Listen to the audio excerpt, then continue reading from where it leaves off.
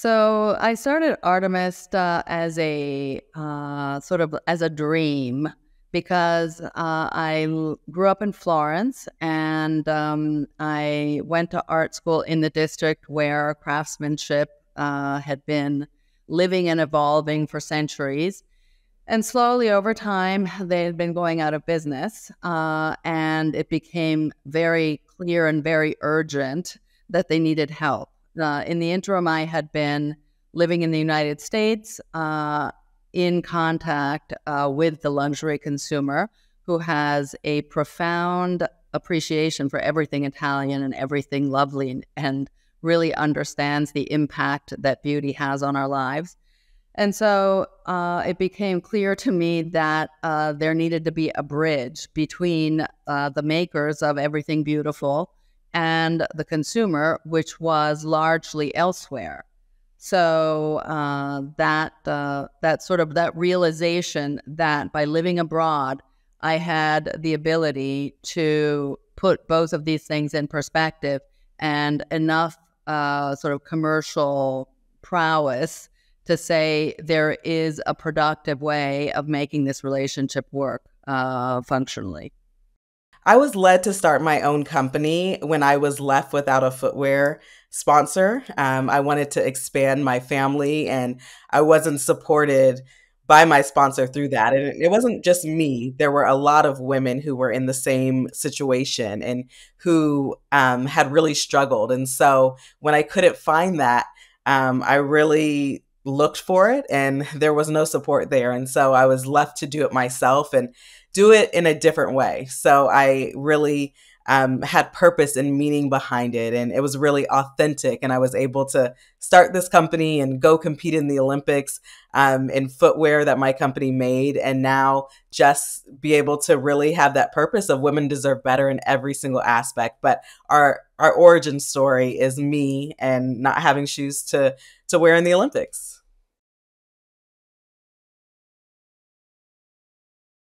There are many challenges along the road when you develop a business, especially if you start from scratch. And one of the most challenging moments for us was about a couple of years in when we had been bootstrapping the whole business because we didn't really truly understand what the final business plan was going to be. And so we really didn't have enough money to execute the way that we were hoping to execute.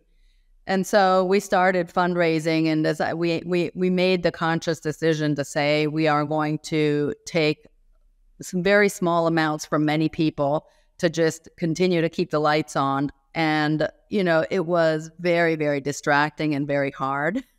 But at the same time, it really allowed us to hone the vision for the whole project before we went out for a more serious fundraising. There have been a lot of challenges as I've started this business, but I think the biggest one has been launching during COVID and dealing with all of the supply chain issues and, not realizing that that was going to be such a huge hurdle to face. So that would definitely be the thing that rocked us from our core, but really coming together with the team to navigate that has been a really incredible journey.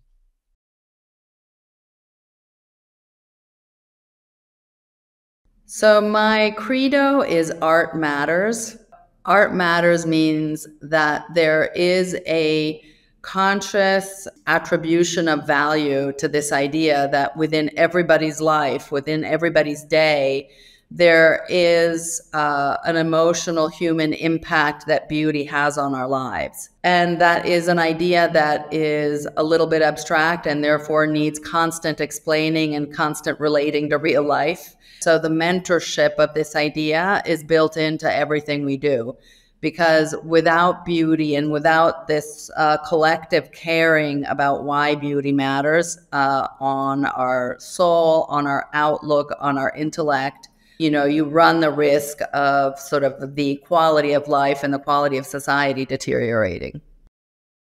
My purpose and values are threaded throughout the entire company. It's a company that was founded because I deeply believed in doing something different and doing something the way that I believed was the right way. It's rooted in the core values of equality and really saying that women deserve that. And so as I have built the teams out, that really has to resonate with each person. They have to have a personal calling to say that they believe in that and that they believe that this company needs to exist, not only to make incredible product for women, but to move the society, the industry, all of those things forward.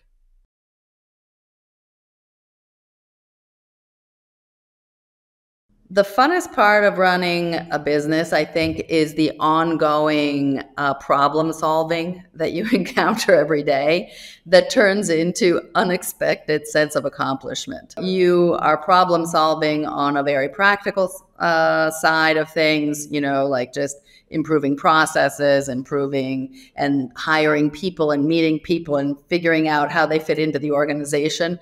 And I think that it's funner than it's a bit unexpected, like you're thinking that maybe in the journey there are going to be like some fun moments, but really it's the ongoing satisfaction of having this whole machine work that is, I think, the most surprising element.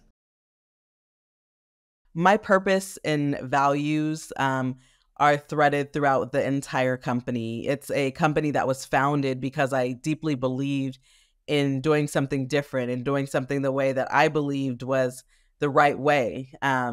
It's rooted in the core values of equality and really saying that women deserve that. And so as I have built the teams out, that really has to resonate with each person. They have to have a personal calling to say that they believe in that and that they believe that this company needs to exist, not only to make incredible product for women, but to move the society, the industry, all of those things forward.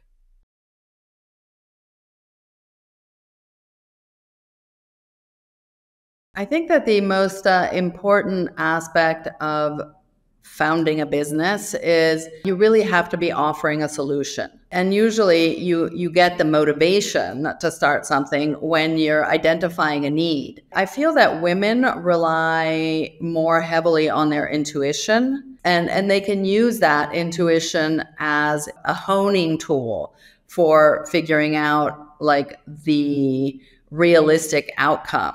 And this is something that I feel is particularly like feminine. You have all the data, you have all the experience, you have, sort of specific information relating to that particular venture. But then at the end of the day, you're going to have to make a leap. And women have the ability to be extremely practical around what they're going to do, and at the same time, sort of channel this intuition. Trust the intuition, trust the things that are not written down black on white. You have this sort of interesting mix of practicality with, with courage, I think, that is particularly feminine. My advice to female entrepreneurs to get their business going and really have meaning behind it is they have to be passionate about the cause. You have to deeply believe in what you're doing. It can't just be about money or, the results. There has to be meaning there. And I think that's really what makes the difference as you're going to be working so long and hard. You have to be obsessed with what you're doing. And I think that only comes from a bigger purpose.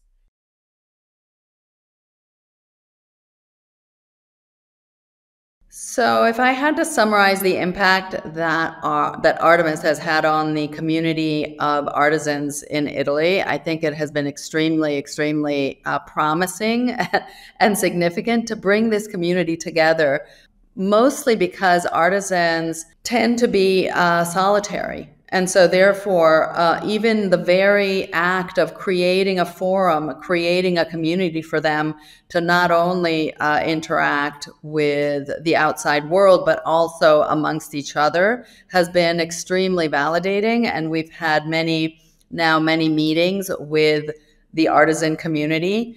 And I really feel like this was something that was very needed, and it has not only given each of them sort of access to the marketplace, and so therefore to a better living, but also a sense of rootedness in the fact that they are not alone, and that there is a community of like-minded individuals that can actually access one another for support.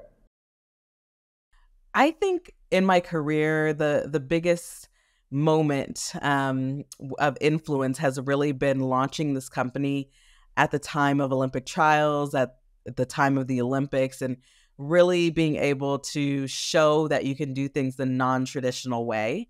There was such a light on kind of that moment, and as we entered the world and said that we need to exist. And so I think that was really monumental, and we've tried to continue to build off of that foundation.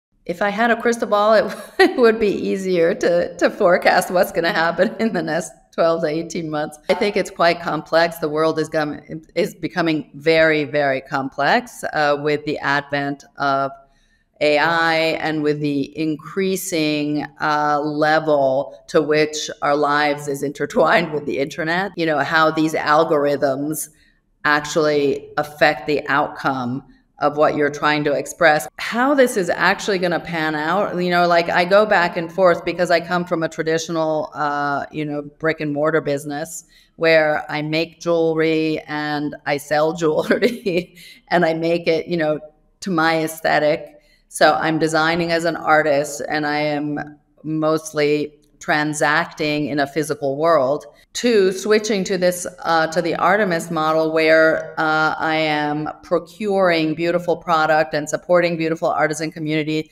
and trying to vehicle their story as well as their product in a virtual environment. It's extremely complex because you're trying to figure out, like, to what degree do we rely on traditional methods of commerce, and to what degree instead do we lean into the new rules of communication and therefore commerce. I think that the most intelligent thing to do would be to, keep a foot in both worlds. And as you continue to educate yourself on sort of how the internet evolves, not lose sight of the fact that real things in the real world matter, especially where luxury is concerned. It is truly important to not lose sight of the fact that you ultimately are trying to share things with other human beings. And so events and things that you do in the real world with real people have an impact as well. When I think about the future for female entrepreneurs and the challenges and advantages that we face, I think one of the advantages is that there are a lot of startups by female founders. I think that we have a tight-knit group of women who are able to help each other, be very transparent and open. As a founder myself, that has been one of the most refreshing things, is that I can get support from all over the place, and I can reach out and someone can lend advice or give their perspective on something. I think one of the really challenging areas that has been challenging for a long time is funding. And we know how underrepresented women are. And so that's going to be continue to be hard for us. I think there's a lot more opportunity than there used to be, but we're still so far off the mark of where we need to end up.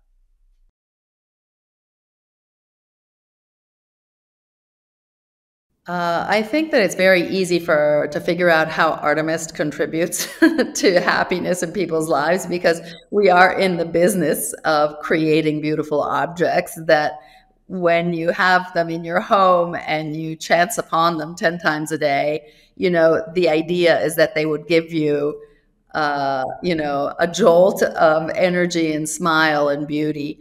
And so when you're in the business of beauty, it's not so hard, to think of how you contribute to people's happiness. I think that what's more challenging is to continue to reinforce the idea that happiness matters. that, happiness should be everybody's aspiration, 100% of the time. I think Seish and Artemis really put something into the world that contribute to happiness.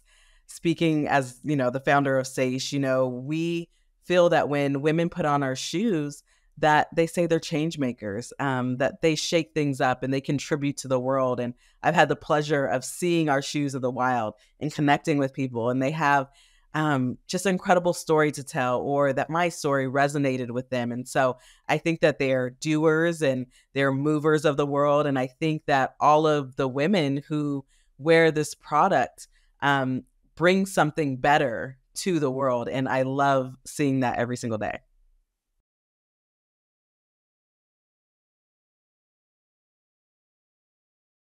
I think that it's very easy to figure out how Artemis contributes to happiness in people's lives, because we are in the business of creating beautiful objects that when you have them in your home and you chance upon them 10 times a day, the idea is that they would give you, a jolt of energy and smile and beauty.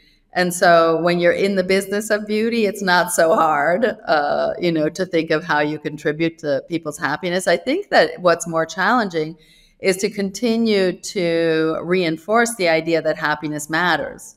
Happiness should be everybody's aspiration, 100% of the time. I think Seish and Artemis really put something into the world that contribute to happiness. Speaking as, the founder of Seish, we feel that when women put on our shoes, that they say they're change makers, that they shake things up and they contribute to the world. And I've had the pleasure of seeing our shoes of the wild and connecting with people, and they have just an incredible story to tell, or that my story resonated with them. And so I think that they're doers and they're movers of the world. And I think that all of the women who wear this product bring something better to the world. And I love seeing that every single day.